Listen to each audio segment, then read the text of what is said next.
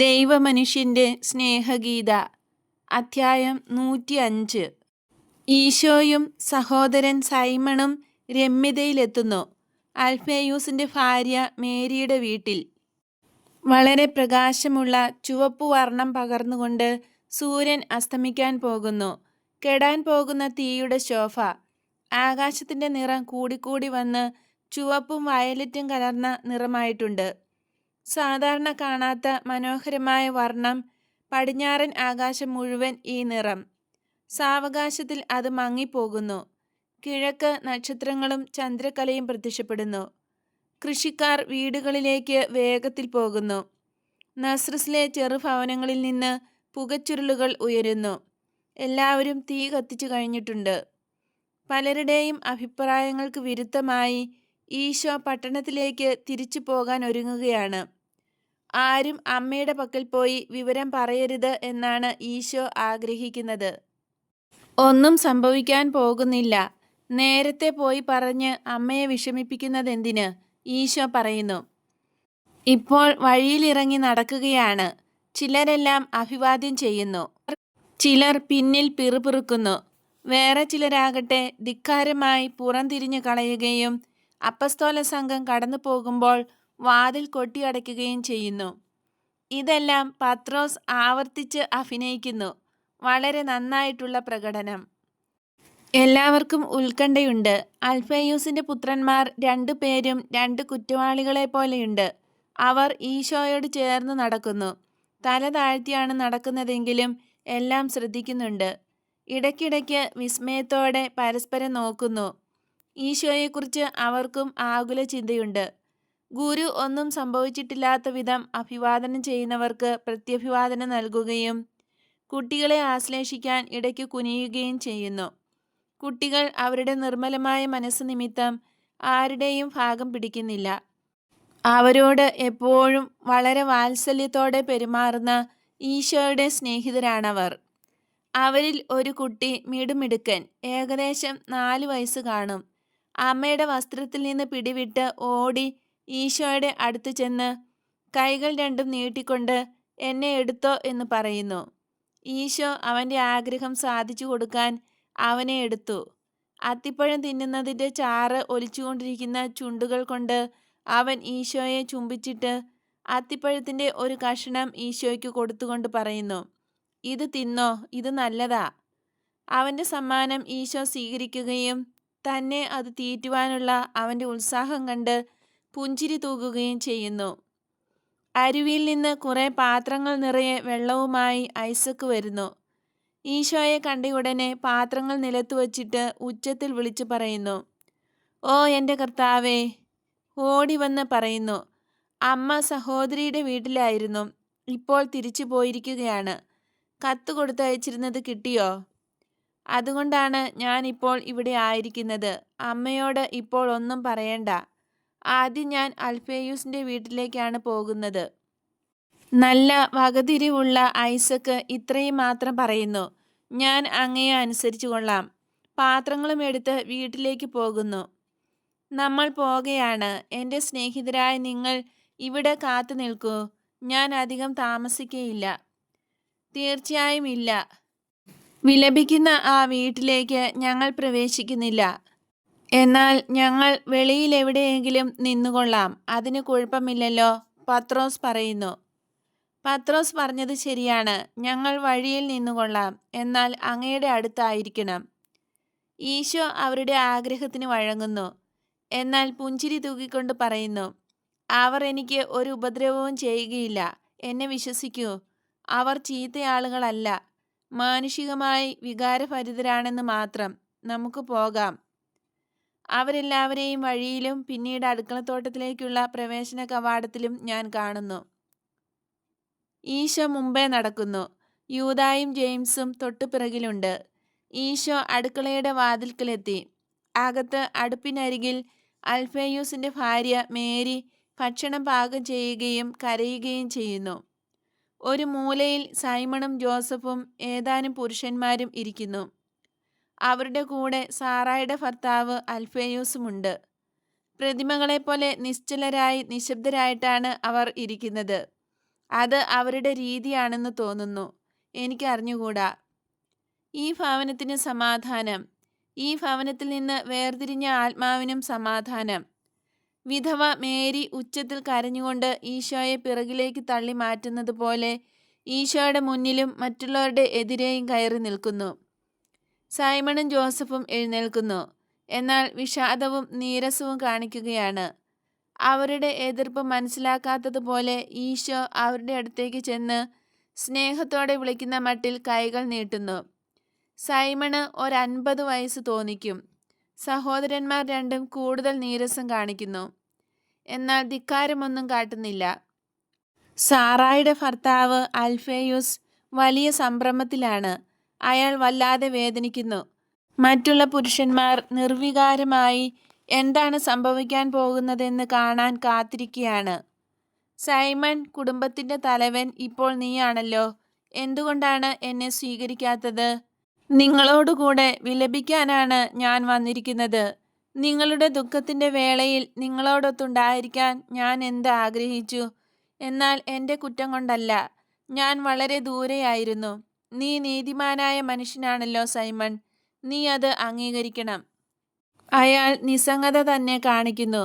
ജോസഫേ, നിന്റെ പേര് എനിക്ക് എത്ര പ്രിയപ്പെട്ടതാണെന്നറിയാമല്ലോ. നീയും എൻ്റെ ചുംബനം സ്വീകരിക്കാത്തത് എന്തുകൊണ്ട്? നിങ്ങളോടൊപ്പം വിലപിക്കാൻ എന്നെ അനുവദിക്കയില്ലേ? യഥാർത്ഥ സ്നേഹത്തെ മരണം യോജിപ്പിക്കുന്നു. നമ്മൾ പരസ്പരം സ്നേഹിക്കുന്നു. എന്നിട്ട് ഇപ്പോൾ എന്തുകൊണ്ട് ഭിന്നത?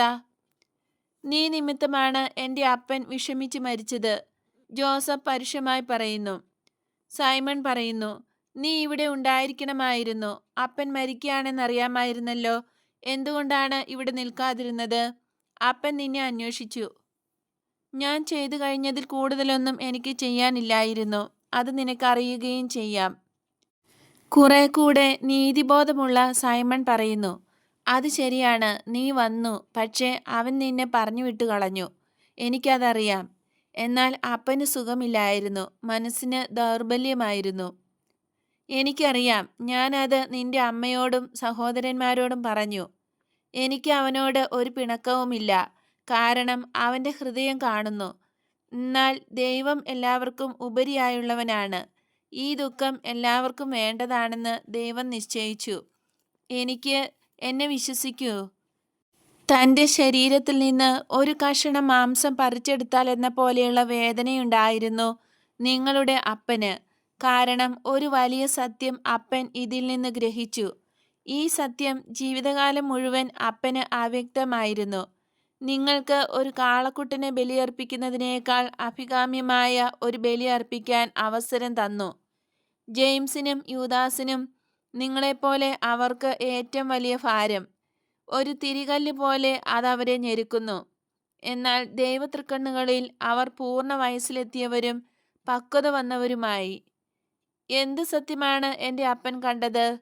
ഒന്നു മാത്രം, അതായത് സ്വന്തം രക്തം ഈ അവസാന മണിക്കൂറിലും വിരോധം പുലർത്തിയെന്നുള്ളത്.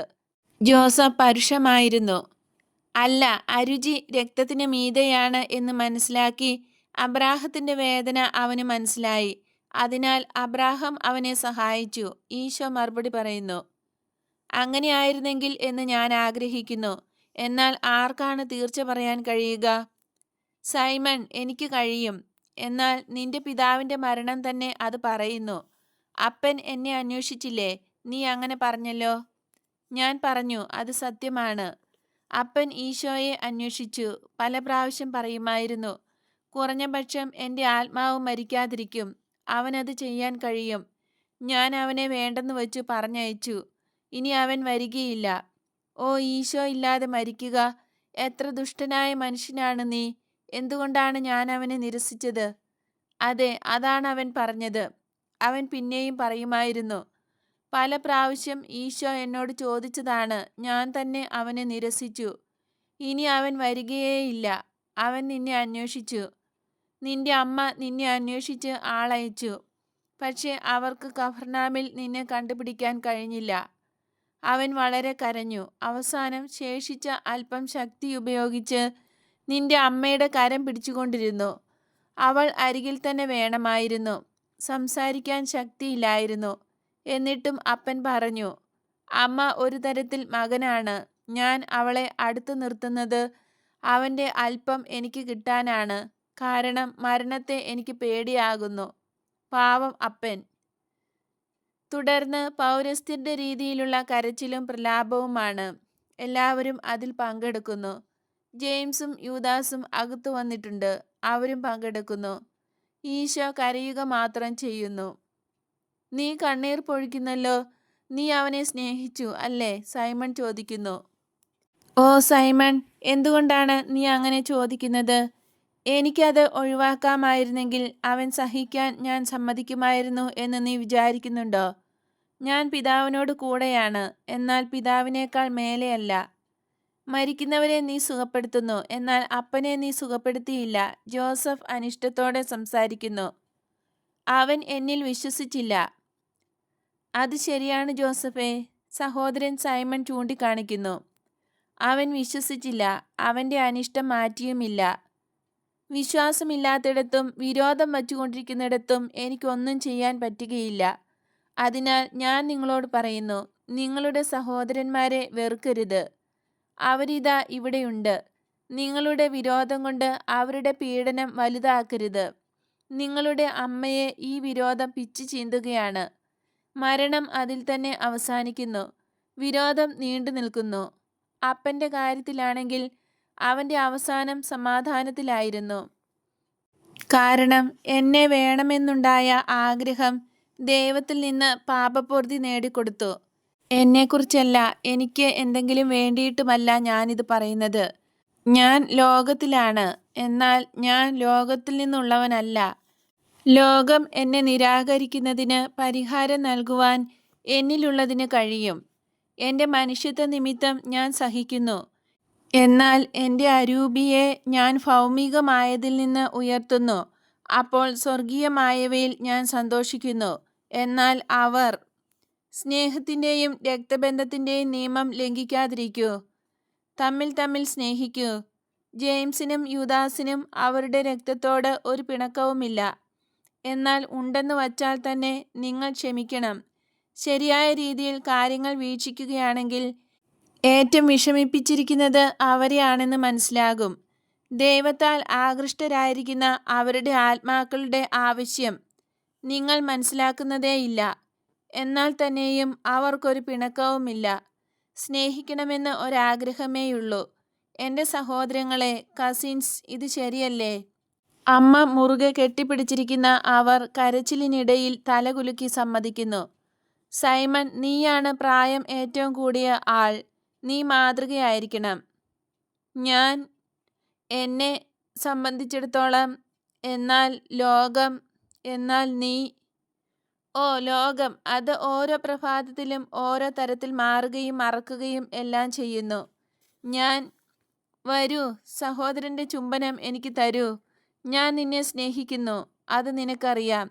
നിന്റേതല്ലാത്തതും നിന്നെ കഠിനഹൃദയനാക്കുന്നതുമായ ആ കവചങ്ങളെല്ലാം ഊരിക്കളയൂ.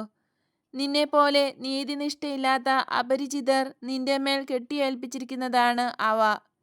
സത്യസന്ധതയുള്ള ഹൃദയത്തോടെ വിധിക്കൂ. സൈമൺ ഇപ്പോഴും അല്പസ്വല്പം മടിയോടെയാണെങ്കിലും കരങ്ങൾ ഈശോയുടെ നേർക്ക് നീട്ടുന്നു. ഈശോ അവനെ ചുംബിക്കുകയും മറ്റുള്ള സഹോദരന്മാരുടെ അടുത്തേക്ക് നയിക്കുകയും ചെയ്യുകയാണ്.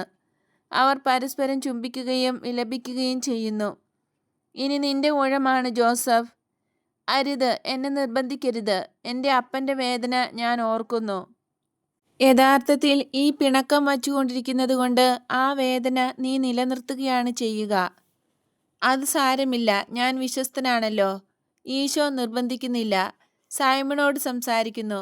നേരം കുറെ സന്ധ്യയായി.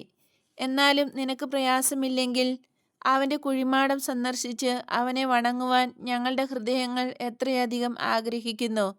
അൽഫേയൂസ് എവിടെയാണ്? എവിടെയാണ് അവനെ നിങ്ങൾ സംസ്കരിച്ചിരിക്കുന്നത്? വീടിൻ്റെ പിൻഭാഗത്ത് ഒലിവ് തോട്ടം അവസാനിക്കുന്ന ആ പാറയുടെ അടുത്ത് മാന്യമായ കല്ലറ. ദയവായി എന്നെ അവിടേക്ക് കൊണ്ടുപോകാമോ? മേരി, ധൈര്യമായിരിക്കൂ. നിന്റെ ഭർത്താവിന് ഇപ്പോൾ ആനന്ദമാണ്. കാരണം മക്കളെല്ലാവരെയും നിന്റെ മടിയിൽ ഉള്ളതായി അവൻ കാണുന്നു. നീ ഇവിടെ നിന്നുകൊള്ളുക, ഞാൻ സൈമണിന്റെ കൂടെ പോകുകയാണ്. ജോസഫ്, സമാധാനമായിരിക്കൂ. നിന്റെ പിതാവിനോട് പറഞ്ഞത് തന്നെ ഞാൻ നിന്നോടും പറയുന്നു. എനിക്ക് നിന്നോട് ഒരു പിണക്കവുമില്ല. ഞാൻ നിന്നെ സ്നേഹിക്കുന്നു. നിനക്ക് എന്നെ ആവശ്യമുള്ളപ്പോൾ വിളിച്ചാൽ മതി. ഞാൻ വന്ന് നിന്നോടൊപ്പം വിലാപം നടത്താം. ദൈവം നിന്നോടുകൂടെ. ഈശോ സൈമണോടൊപ്പം പുറത്തേക്ക് പോകുന്നു. അപ്പസ്തോലന്മാർ ജിജ്ഞാസയോടെ അവരെ നോക്കുന്നു. എന്നാൽ അവർ വളരെ യോജിപ്പിലും സ്നേഹത്തിലും ആയിരിക്കുന്നു എന്ന് കണ്ട് സന്തോഷിക്കുന്നു. നിങ്ങളും വരുന്നോ? ഇവർ എൻ്റെ ശിഷ്യരാണ്. സൈമൺ, അവർക്കും നിങ്ങളുടെ പിതാവിനെ വണങ്ങണമെന്ന് ആഗ്രഹമുണ്ട്.